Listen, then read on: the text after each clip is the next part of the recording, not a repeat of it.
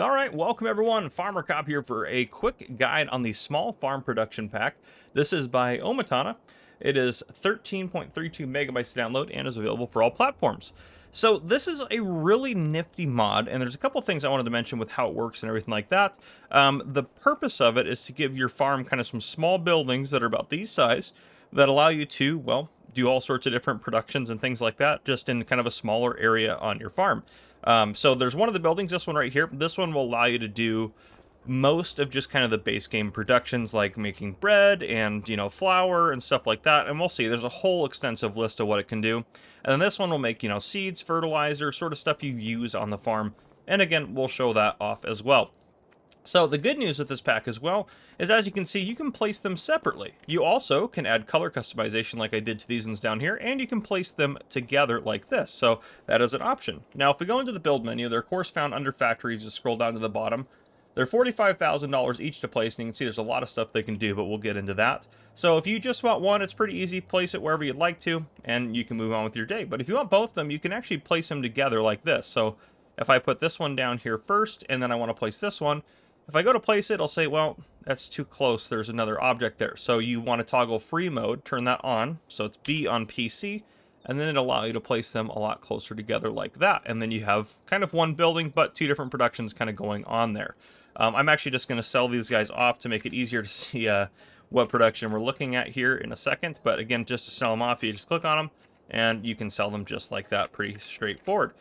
So yeah, okay. Now, back to the ones that we have that we're going to demonstrate. Again, I didn't place these next to each other just to demonstrate that they can be separate. There's a couple different aspects of these as well from the outside to kind of see before we get into what they produce. You have a couple different things to note here. Over here, this is where you're going to put in any, pallets or any loose materials that are required for this production point. And then this kind of checkered box area here in the front, that's where your pallets are going to spawn if you have it set to spawning. Then you, of course, have a wrench to access the menu, but we'll take a look at that in a second. Over here for this one, this front part of the place here of the production, this is where you're going to dump all your inputs, your materials, pallets, whatever it may be that needs to go in. Over here, you have your wrench to access your production there. And then all of this stuff is actually going to come out from here. There's not going to be any pallets, so none of this stuff is going to spawn pallets. You just get it out from the production that way. And same thing over here, I should note as well. If you wanted to get something out loose, you can also get it out over on this side as well. So you can do that. But yeah, let's take a look. So if I come up to one of the wrenches here, go into the production menu. This one you can make bread, buffalo milk bottled, buffalo mozzarella, butter, cake, canned peas, canola oil, carrot soup, cereal from the long grain rice, which if we look down here at the recipe, there's your recipe down there. Cereal from wheat, so you have the wheat cereal down there. And again, a lot of these also have pig food as kind of an extra output, so you can feed that to your pigs as kind of like an output as well if you wanted to do that. Then we also have cheese, chocolate, clothes, fabric from wool, flour long grain rice, and flour from wheat, goat milk, goat cheese, grape juice, jarred green beans, kimchi, milk bottled, noodle soup, olive oil, parsnip soup, pig food. You can make pig food if you want to, which is just, this is just, it's storing it. So 1-to-1. The other factory, I believe, will actually make pig food. Yep, there you go. But we'll get to that one in a second. So let's keep going down here. We have potato chips. We have recipes down here. Potato soup, preserved beets, preserved carrots, preserved parsnips, raisins, red beets, rice box long grain, rice oil, rice rolls, spinach bags, sugar beet from cut sugar, beets, well, sugar from cut beets, there we go, sunflower oil, and finally triple soup. Now there's some other things as well with this to note. So for example, like with obviously you can make flour from wheat, but you also can make it from other things. When you put in barley into this, for example, which I have barley here, it will convert over to wheat, so you can still use that. It's just to limit the amount of things that are actually listed in there to make it a little bit easier. But you can see I can put barley in here, and when I put barley in this, I actually have quite a bit in this this truck here, so it'll probably be pretty full pretty quick. You can see up here, wheat is what actually got the capacity for it. So, yeah, some things like that that are interchangeable, that's how that's all going to work out. And it only has a capacity in here for long grain rice. I'm going to test and see if it'll take... It may not. I haven't tested all these or anything like that. I'm going to see if it'll take regular rice at all here. Let's see. And, yep, it will. Take regular rice.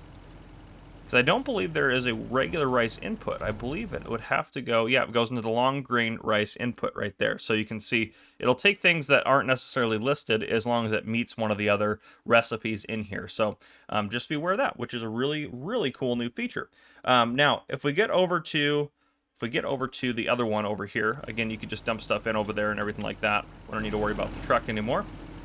But if we get over to this guy to take a look at what you can produce with this, it's quite a bit of things as well. So in here, starting from the top, you can make barley seeds. So 1,000 liters of barley to 1,000 liters of seed. You can ferment silage in here. You can make pig food from corn. So you can see a recipe with predominantly corn. You can make seeds from corn. You can make liquid fertilizer from digestate, solid fertilizer from digestate and lime. You can make hay from grass, so you can dry it in there as well. Grass silage, hay silage, which is kind of nice. Lime, so 100 stones and 100 water to 50 lime. Mineral feed, so 150 lime, 50 soybeans to make some mineral feed. Potatoes, based pig food, so you have, again, potatoes being your primary ingredient there. Good Lord, I cannot talk this morning. You can also make silage and digestate, so basically you're still fermenting the silage, but you get digestate as a byproduct, and you're also putting water in there as well. Then you can do that again with the chaff. You can get a pig food made from primarily sorghum. You can make mineral feed from stones and soybeans. Straw silage, so that one's a bit cheaty, but I love it. And you don't have to use the ones that are cheaty, you can just use the other ones. You can make total mix ration. There's recipe 1 for it, recipe 2 for it, and recipe 3 for it with mineral feed, which is pretty cool. And finally, you can make seeds from wheat. So a lot of really cool productions, and a lot of these produce fairly quickly. Like this one can make 240,000 liters of seeds just rocking and rolling. And my understanding as well with them, and I could be wrong, OmaTana will correct me, I'm sure, when she watches the video if I'm wrong on this, but they are not divided, so you can have all of the productions running at full speed at any time, which is pretty cool.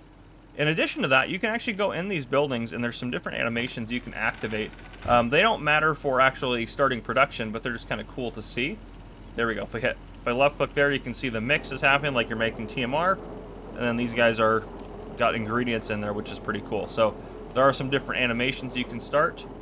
If we go over to this one right here, I believe it's a bread making one. Yeah. I can come over here, and then if we let that turret, it'll actually pop up here in a second, which is pretty cool. Give it a second there. There you go. You got the bread and it goes away. And over here you can turn the oven on, which is also pretty cool. So, and I hope I didn't miss anything. But those are kind of the animations that I'm aware of that are a part of this pack. But overall, it's a really cool pack. Pretty cheap to get these factories. They're perfect for your farm.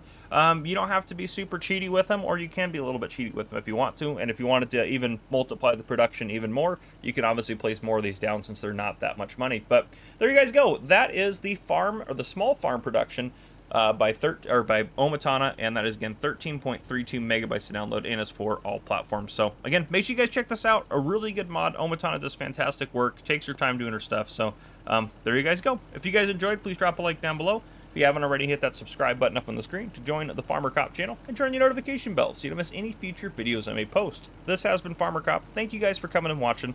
I'll see you guys in the next one.